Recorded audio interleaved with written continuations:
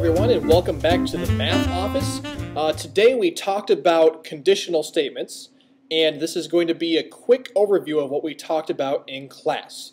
So first of all, a conditional statement is an if-then statement that has a hypothesis and a conclusion. Here's an example of a conditional statement. If you are watching Moo, then you are on the internet. That is a conditional statement with a hypothesis, you are watching Moo, and a conclusion, you are on the internet. Now, conditional statements also have a truth value to them.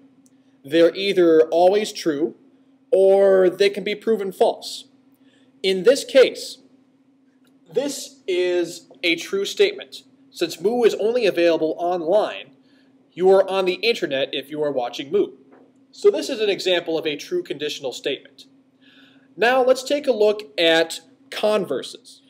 So over here, I've written the converse of our first example. The converse of a conditional statement just takes the hypothesis and the conclusion and switches them around. You switch the if with the then. So let's take a look at our example here. If you are on the internet, then you are watching Moo.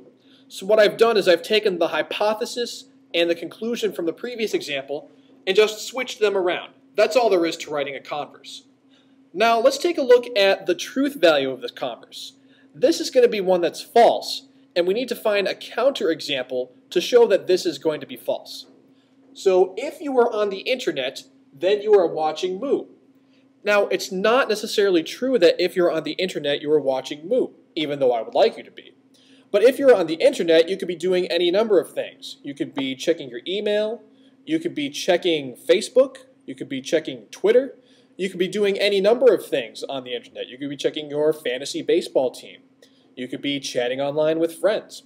Any one of these is a counterexample that shows this is a false statement. Alright, so that was our overview of conditional statements. Thanks for stopping by the Math Office, and I will see you again soon.